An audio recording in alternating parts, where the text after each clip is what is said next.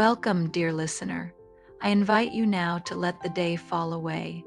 Settle into the softness of where you are, perhaps feeling the weight of blankets drape over you like a slow, warm tide.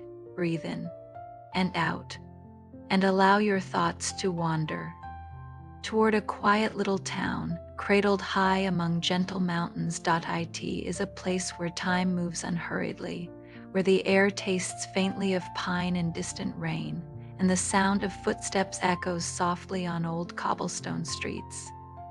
In this town, life is woven from small moments: the opening of a shutter in the morning, the slow turning of a page in a corner, the warm curl of steam rising from a cup of tea. It is here that our story begins, with a man named Jun, and a shadow that was not his own. Jun's days were quiet. He lived above a small bookshop whose windows always fogged on cool mornings, as if the glass itself enjoyed the warmth inside. Each morning, he would step out onto the narrow street just as the sun began to crest the rooftops, casting long, thin shadows along the stones. It was on one such morning that he noticed it, his own shadow stretching ahead of him as usual. But not alone. Beside it, almost touching, was another. Soft at the edges, long and graceful, it fell across the cobblestones with the easy posture of someone walking at the same pace. He turned slightly, expecting to see a person there. Perhaps a neighbor heading to the market, but there was no one. The street behind him was empty except for a sleepy orange cat curled on a windowsill. Jun blinked, looked again. The second shadow remained, moving with his steps. When he stopped, it stopped. When he shifted his weight, the faint curve of its head tilted in quiet echo. In the days that followed, he saw it again, always in the same place, just as the morning sun slanted low between the peaks, spilling into the street. And always, it seemed, just close enough that the edges of the two shadows brushed together like fingertips. He found himself watching for it. There was something soothing about that quiet companionship, even if it existed only in this strange, fleeting form. On mornings when the shadow appeared, his steps felt lighter, his breath easier, and when it didn't, on rainy days or in heavy fog, he felt a faint, unexplainable absence. He began to wonder, was it possible that somewhere nearby there was a person whose shadow reached out to his, even if they themselves did not? On a particularly still morning, Jun paused at the corner of the square, letting the sound of a distant fountain fill the silence. The shadow was there beside him again, and for a moment he imagined he could feel the presence of someone just beyond the edge of sight, as though, if he turned quickly enough, he might finally see them. But he didn't turn. Instead, he stood there, letting the sun warm his shoulders. The two shadows pooled together at his feet, stitched briefly by the morning light. In that moment, he realized something gentle but certain. He wanted to find them, and perhaps follow the thread that their shadows had begun to weave. The next morning, Jun left earlier than usual. The town still felt half asleep, with shutters closed and the faint scent of bread drifting from the lone bakery that had begun its work before dawn. The air was cool enough to mist his breath, and the stones beneath his feet held the night's chill. He stepped into the first pale strokes of sunlight that spilled between the mountain ridges. And there it was again, the second shadow, keeping pace just at his side. Its shape was slender, its movements quiet, as though it belonged to someone who walked with care. Jun began to follow it, or perhaps it followed him. It was hard to tell. They passed beneath an arch where ivy curled like sleeping fingers along the stone. The sound of a river murmured nearby, its surface just beginning to catch the gold of morning. Whenever the street dipped into shade, the other shadow would fade into his, only to reappear when they emerged into sunlight again, as if it were shy, and only dared to show itself in the open warmth.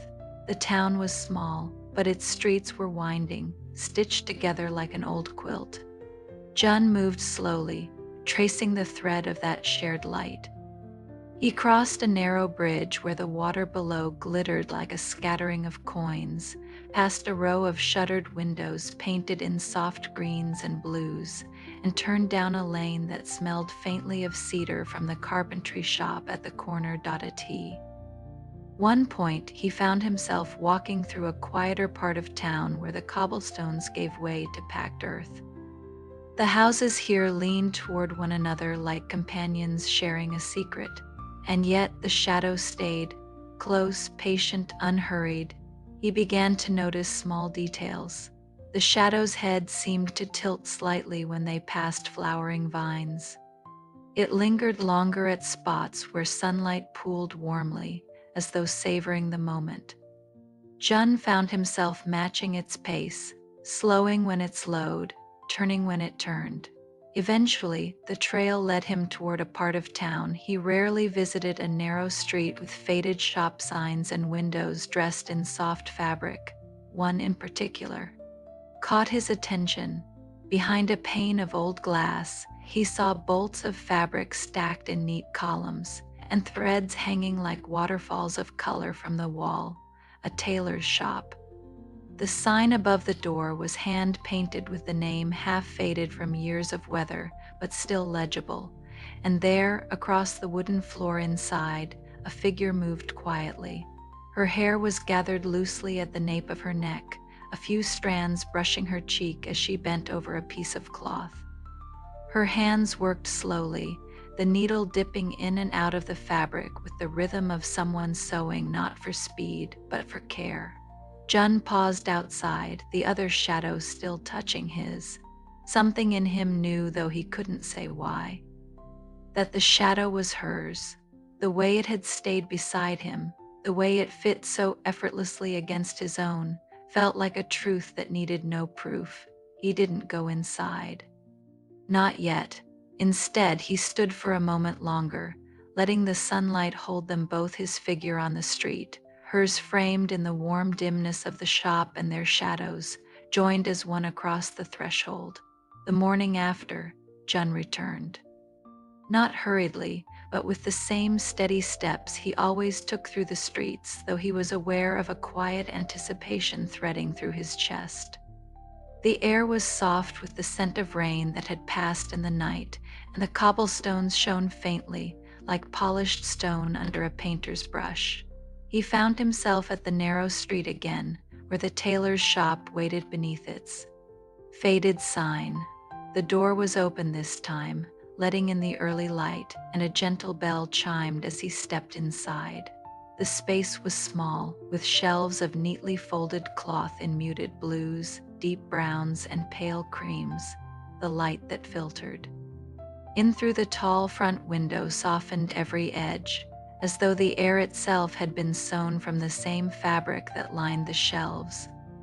It smelled faintly of lavender and wool, with a trace of the cedar from the counter. Behind it stood the woman.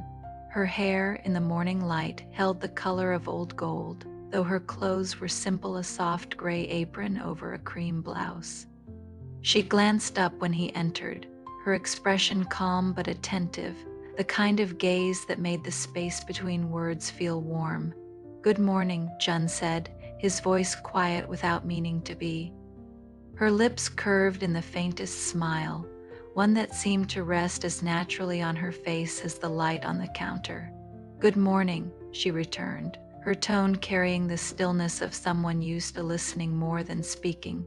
Jun's eyes drifted to the fabric laid out before her, a deep indigo cloth, upon which a delicate line of black thread was taking shape.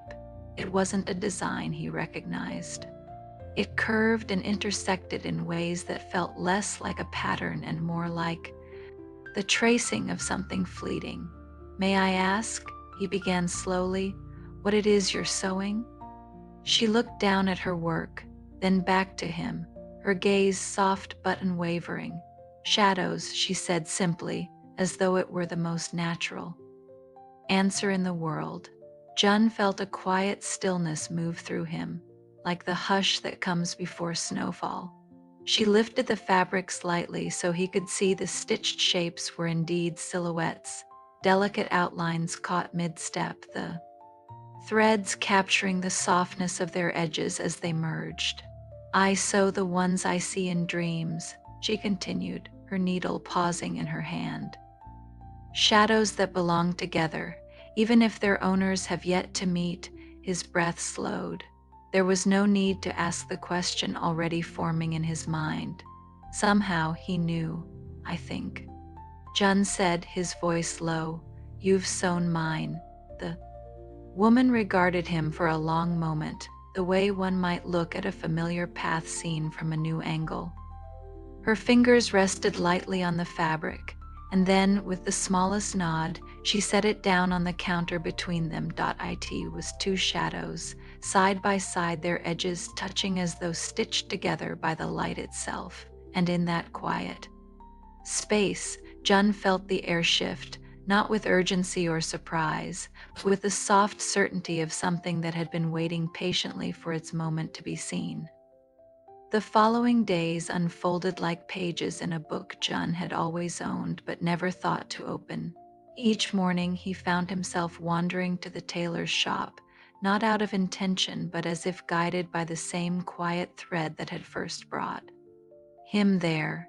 She was always there, the woman whose name he had learned was Aya.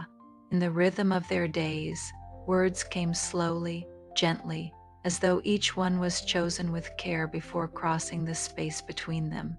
Jun learned that Aya had been sewing shadows for as long as she could remember. Some she stitched for townsfolk, the shapes of people who had found one another, whose steps had naturally fallen into harmony. Others were from her dreams, appearing without explanation, as vivid as waking moments. Those she kept when Jun asked softly how she knew which belonged to which. She smiled faintly, eyes lowering to her work. "They tell me," she said, "not in words, just in the way they stay beside each other.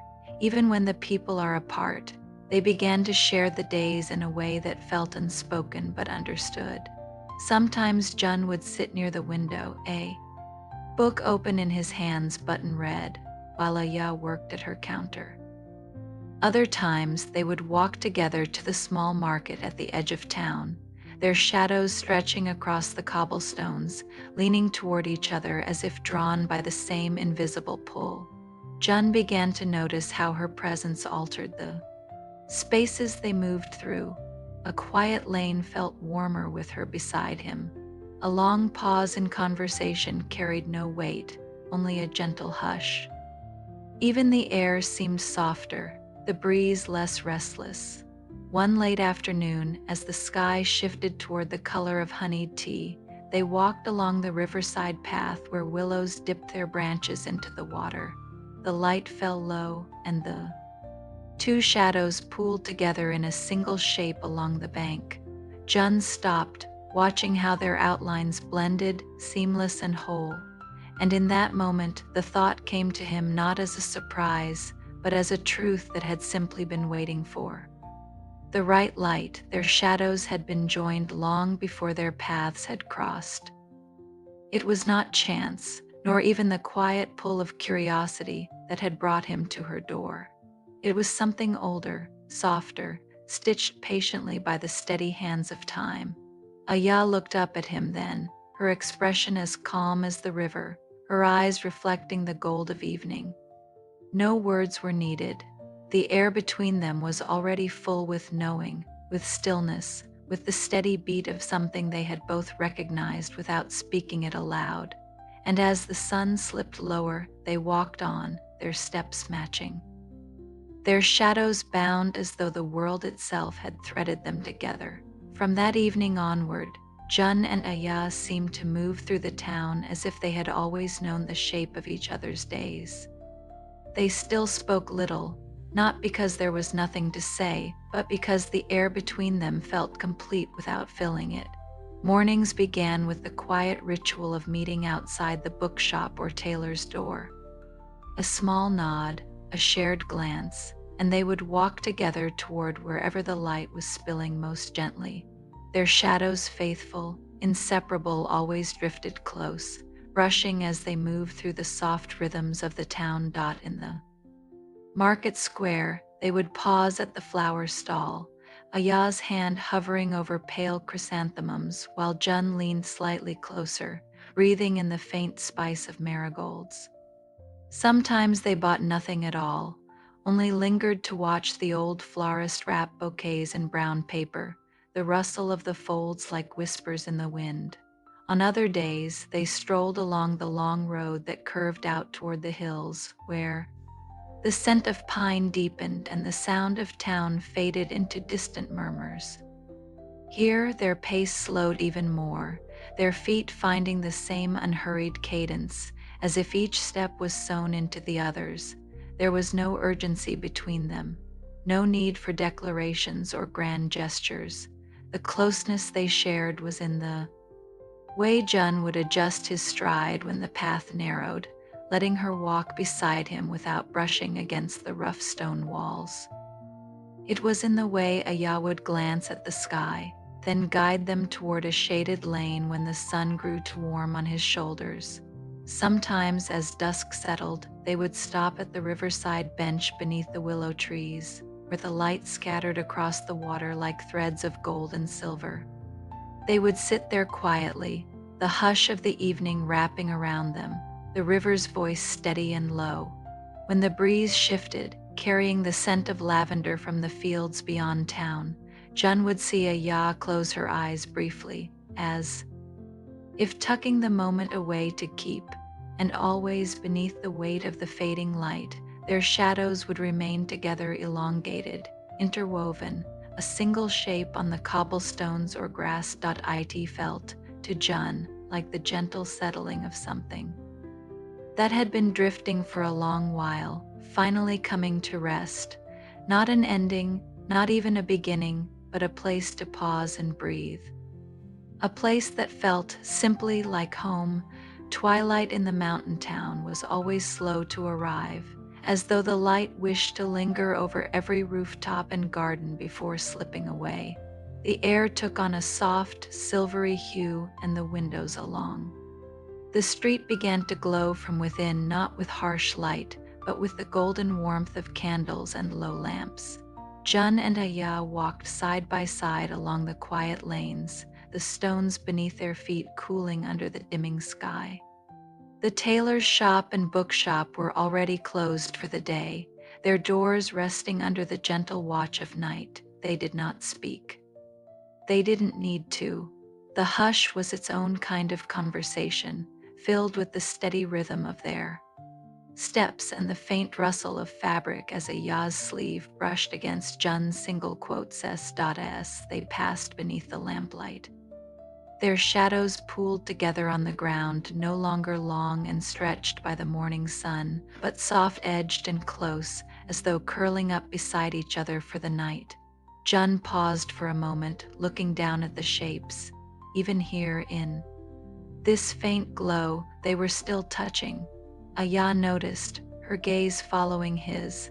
A small smile curved her lips, almost invisible, but present enough that Jun felt it like a warmth in his chest. Neither of them moved away. It was as though the world had folded into this one quiet corner, where nothing needed to happen except the simple act of standing there together. Far above, the first stars appeared, small pinpricks of light in the deepening blue. A breeze moved through the street, carrying the faint scent of night-blooming jasmine from a nearby garden. The lamplight swayed slightly, and the shadows on the cobblestones swayed with it, always joined when they began walking. Again, their pace was slower still, until it was little more than a drift. The night welcomed them into its gentle embrace, wrapping the streets in stillness. At last, they reached the crossroads where they would part for the evening. But instead of stepping away, they lingered, Aya looking toward her street, Jun toward his, the lamplight pooling around them like a small private world. Until morning, Jun said softly. Aya nodded, the candle glow of her eyes holding his for a moment longer. They turned, each toward their own path, yet as they walked away, the lamplight stretched behind them, and their shadows, still touching, still sewn together by the night, followed side